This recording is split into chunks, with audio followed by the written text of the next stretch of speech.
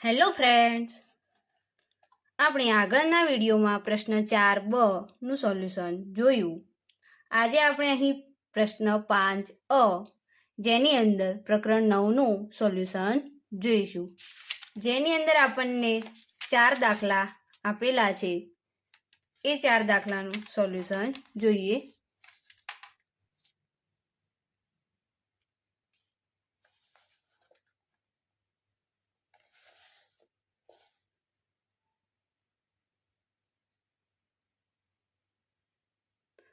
તો ચાલો વિદ્યાર્થી મિત્રો શરૂ કરીએ. પ્રકરણ 9 એની અંદર દાખલા નંબર 1, નીચેની વિભાજિત બહુકોણની આકૃતિનું ક્ષેત્રફળ શોધો. બધા માપ સેમીમાં છે. અહીંયા એક આકૃતિ આપી છે. આ આકૃતિના માપ આપેલા છે. અહીંયા એમ, એન, ઓ, પી, ક્યુ, આર, એ, બી, સી અને ડી. અહીંયા જે માપ છે એમ એ બરાબર 2 અને એન એ બરાબર 4. એ થી બી નું અંતર જે આટલું છે ને 1 સેમી છે. બી થી સી નું 3, સી થી ડી નું 1 અને ડી થી પી નું 3 સેમી. આ છે 6 સેમી. બી ડી અને ક્યુ નું માપ છે 2 સેમી અને બી અને આર નું માપ છે 3 સેમી. તો અહીંયા જે બધા ભાગ અલગ અલગ પડે છે. અહીંયા 1, 2, 3 અને 4 ત્રિકોણ છે અને 2 સમલંબ ચતુષ્કોણ છે. આ બધાનું ક્ષેત્રફળ શોધી અને પછી જે આવ્યા હોય 1, 2, 3, 4 ત્રિકોણ અને 2 સમલંબ ચતુષ્કોણનું જે ક્ષેત્રફળનો જવાબ આવે છે એ બધાનો આપણે સરવાળો કરીએ ત્યારે આપણને કુલ ક્ષેત્રફળ મળે છે, જે આખી આ બહુકોણ આકૃતિ આપેલી છે એનું. તો ચાલો લાઈનસર આપણે જોતા જઈએ. એની અંદર આટલાથી શરૂ કરીએ. તો ત્રિકોણ એમ એ એન એનું ક્ષેત્રફળ, ત્રિકોણના ક્ષેત્રફળનું સૂત્ર તમને ખબર જ છે, 1/2 ગુણ્યા પાયો ગુણ્યા વેધ. તો અહીંયા એમ એ એન એની અંદર પાયો છે 2 સેમી અને વેધ છે 4 સેમી. તો સૂત્ર મૂકીએ. ત્રિકોણ એમ એ એન નું ક્ષેત્રફળ 1/2 પાયો એટલે એમ એ અને વેધ એટલે એન એ. એમ એ આપણને આપેલા છે 2 સેમી તે મૂક્યા અને એન એ છે 4 સેમી એ મૂક્યા. 2 ઉડી ગયા તો આપણને જવાબ મળે છે 4 સેમી. એના પછી બાજુમાં આપેલું છે એક સમલંબ ચતુષ્કોણ. તો સમલંબ ચતુષ્કોણ N A C D C O નું ક્ષેત્રફળ બરાબર 1/2 એનું સૂત્ર છે 1/2 ગુણ્યા 2 સમાંતર બાજુઓનો સરવાળો ગુણ્યા 2 સમાંતર બાજુ વચ્ચેનું લંબ અંતર. તો 2 સમાંતર બાજુ આરી છે, એક આ 4 સેમી વાળી અને એક 6 સેમી. એ બંનેનો સરવાળો થશે અને 2 સમાંતર બાજુ વચ્ચેનું લંબ અંતર, તો આ કહેવાય લંબ અંતર. તો અહીંયા 3 સેમી નહીં આવે. અહીંયા એ બી નું માપ પણ લેવાનું છે જે 1 આપ્યું છે. તો આ બંનેનો સરવાળો કેટલો થાય? 3 + 1 કેટલો થાય? 4. તો એ સમલંબ વચ્ચેનું જે અંતર છે લંબ અંતર એ 4 સેમી આવશે. કેટલો હશે? 4 સેમી. તો એ લખ્યું. 1/2 6 + 4 એટલે 10 ગુણ્યા 4 ઉડાડી દઈએ.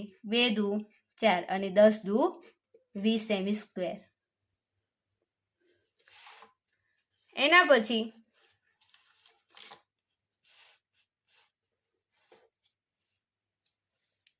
ત્રિકોણ OCP નું ક્ષેત્રફળ બરાબર 1/2 પાયો થશે CP અને વેધ થશે OC. 1/2 આપણને CP નું માપ કેટલું છે? 3 નથી. આ 3 એ તો DP નું માપ છે અને CD કેટલું છે? 1. આ બંનેનો સરવાળો કરીએ તો 3 ને 1 4 થશે. કેટલો થશે? 3 + 1 એટલે 4 થશે. તો એ 4 આવશે આખું CP નું માપ. અને OC છે 6 તો એ 6 મૂક્યા.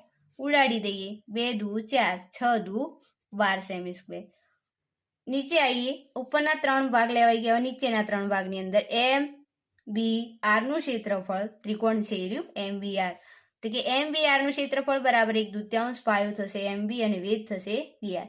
એમ બી નું માપ પણ એ રીતનું જ થશે જેમ આમાં કહ્યું એમ. આ 2 છે અને આ વત્તા 1. 2 ને 1 3. તો એ રીતે લીધું. તો 2 ને 1 3. આ તમને સમજાવવા માટે મૂકું છું, એ તમને ખ્યાલ આવે. 1/2 MB એટલે 3 અને BR એટલે પણ 3. 3 તરી 9, 9 ને 2 વડે ભાગીએ એટલે આપણને જવાબ કેટલો મળે છે? 4.5 સેમી સ્ક્વેર. એની અંદર સમલંબ ચતુષ્કોણ BRQD નું ક્ષેત્રફળ હવે કયું આવે છે? બાજુની અંદર તમે જોઈ શકો છો આકૃતિમાં BRQ અને D નું ક્ષેત્રફળ લઈએ તો એની અંદર સૂત્ર મૂક્યું આપણે.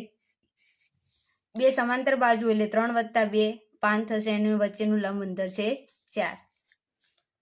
ખ્યાલ ના આવે તો આકૃતિ આપણે જોડે રાખીએ. જેવું આ BRQD એની અંદર આ જે બે સમાંતર બાજુઓ જે છે વચ્ચેનું સમાંતર બાજુ તો 3 + 2 એ કર્યું, અને એના વચ્ચેનું લંબ અંતર તો એના વચ્ચેનું લંબ અંતર એક આ 3 આવશે અને એક આ 1, 3 ને 1 4 થશે. કેટલું થશે? 4. તો એનું લીધું. બરોબર. તો હવે એની અંદર સાદું રૂપ આવે 3 + 2 એટલે 5, 2 દુ 4, 5 દુ 10 સેમી સ્ક્વેર. એના પછી એક ત્રિકોણ વધે છે કયું?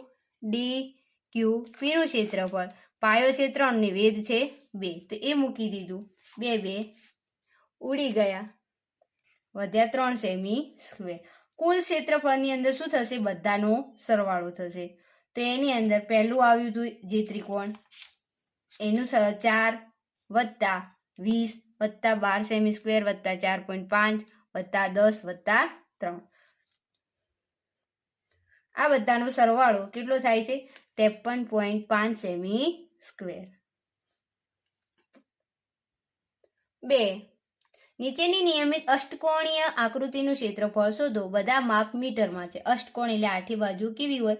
સરખી હોય. આ જે લીટી કરું છે બધી બાજુ કેવી હોય? સરખી. અહીંયા આપણને એક બાજુ આપી છે 6, તો આ બધા શું થશે? 6 6 6 6 6 6 અને 6. તો ચાલો એનું કેટલા સમલંબ ચતુષ્કોણ છે? એક આ ઉપર આપેલું છે ને એક આ નીચે. તો 2 સમલંબ ચતુષ્કોણ આકારનું ક્ષેત્રફળ બરાબર એનું સૂત્ર મૂકી. આ 2 તો 2 મૂકીશું જ, પછી 1/2 આખું સૂત્ર મૂક્યું છે અહીંયા.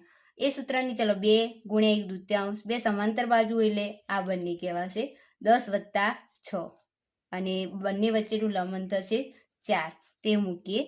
10 + 6 એટલે 16. આ અંશ અને છેદમાં 2 ઉડી ગયા. 16 × 4 = 64 સેમી સ્ક્વેર. હવે વચ્ચેનો જે આ લંબચોરસ ભાગ વધે છે એનું ક્ષેત્રફળનું સૂત્ર શોધીએ. તો લંબચોરસનું ક્ષેત્રફળનું સૂત્ર મૂકીએ. લંબાઈ ગુણ્યા પહોળાઈ. લંબાઈ હતી 10 અને પહોળાઈ હતી 6. લંબાઈ છે 10 અને પહોળાઈ છે 6, તે મૂક્યું તો આપણને મળે છે 60 સેમી સ્ક્વેર. 2 સમલંબ ચતુષ્કોણનું ક્ષેત્રફળનું સૂત્ર આવ્યું 64. ક્ષેત્રફળનો જે જવાબ આવે 64 આવ્યો, અને લંબચોરસના ક્ષેત્રફળનો જવાબ કેટલો આવ્યો? 60. એ બંનેનો સરવાળો કરીએ તો આપણને કુલ ક્ષેત્રફળ મળી જાય. કેટલું મળે છે? 124 સેમી સ્ક્વેર. 3.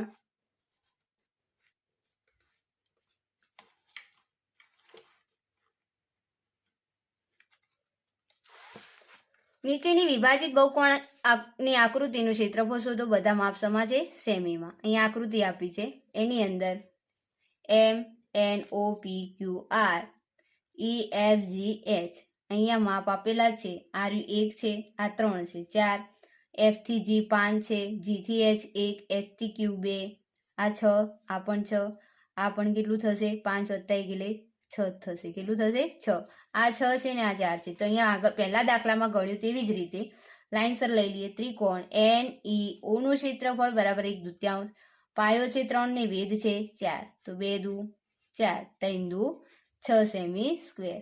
પછી એના છેડી સમલંબ ચતુષ્કોણ OEGP નું ક્ષેત્રફળ બરાબર 1/2. 2 સમાંતર બાજુઓનો સરવાળો 4 + 6, અને એના વચ્ચેનું લંબ અંતર તો 5 ને 1 આખું આટલાથી આટલું કેટલું થાય? 5 ને 1 6, 2 તરી 6, 6 ને 4 10, 10 તરી 30.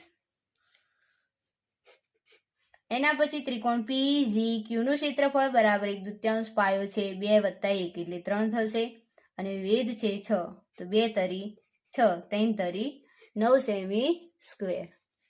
એના પછી ત્રિકોણ MNF નું ક્ષેત્રફળ બરાબર 1/2. પાયો છે 3 + 1 એટલે 4, અને વેધ છે 6, 2 દુ 4, 6 દુ 12 સેમી સ્ક્વેર. એના પછી આ છે એક ચોરસ છે. શું છે? ચોરસ. ચોરસ FMRH નું ક્ષેત્રફળ બરાબર એનું સૂત્ર આવશે લંબાઈ ગુણ્યા લંબાઈ. લંબાઈ છે 6, 6 × 6 એટલે 36 સેમી સ્ક્વેર. અને ત્રિકોણ HRQ નું ક્ષેત્રફળ બરાબર 1/2. પાયો છે 2, વેધ છે 6, તો 2 ઉડી ગયા. ક્ષેત્રફળ કેટલું આવ્યું? 6 સેમી સ્ક્વેર. હવે બધા જે ક્ષેત્રફળ આવ્યા એના બધાનું શું કરીશું? સરવાળો. તો પહેલું આવ્યું 6, બીજું 30, ત્રીજાનું 9 આવ્યું, ચોથી આકૃતિ જે હતી એનું 12, પાંચમા નંબરમાં 36, અને છઠ્ઠું મળ્યું 6 સેમી સ્ક્વેર. આ બધાનો સરવાળો કેટલો થાય છે? 99 સેમી સ્ક્વેર. 4. નીચેની વિભાજિત બહુકોણની આકૃતિનું ક્ષેત્રફળ શોધો. બધા માપ સેમીમાં છે. આ એક આકૃતિ આપી છે A B C D E F G. એની અંદર AG 5 છે, BG 4 છે, BC 6, GD 6, CD 4, DE 6, આ 6 6 6. તો અહીંયા લાઈનસર ત્રિકોણ લેતા જઈએ. ત્રિકોણ AB, Gનું ક્ષેત્રફળ 1/2, પાયો છે 5, વેધ છે 4. તો 2 દુ 4, 5 દુ 10 સેમી સ્ક્વેર. બીજો એક ત્રિકોણ છે AFG નું ક્ષેત્રફળ, પાયો છે 5 અને વેધ છે 6. તો 2 તરી 6, 5 તરી 15 સેમી સ્ક્વેર. ઉપર આપ્યું છે લંબચોરસ, નીચે આપ્યું છે ચોરસ. તો લંબચોરસ BCD G નું ક્ષેત્રફળ બરાબર લંબાઈ ગુણ્યા પહોળાઈ. લંબાઈ છે 6 અને પહોળાઈ છે 4. 6 ચોક 24 સેમી સ્ક્વેર. એના નીચે જે ચોરસ છે DEFG નું ક્ષેત્રફળ બરાબર લંબાઈ ગુણ્યા લંબાઈ. લંબાઈ છે 6, 6 ગુણ્યા 6 એટલે 36 સેમી સ્ક્વેર. હવે આ બધાનું ક્ષેત્રફળ માટે શું કરીશું? કુલ જે શોધ્યા છે એ બધાનો સરવાળો. તો કુલ ક્ષેત્રફળ બરાબર 10 સેમી સ્ક્વેર, 15 સેમી સ્ક્વેર, એના પછી 24 અને 36 સેમી સ્ક્વેર. બધાનો સરવાળો કેટલો થાય છે?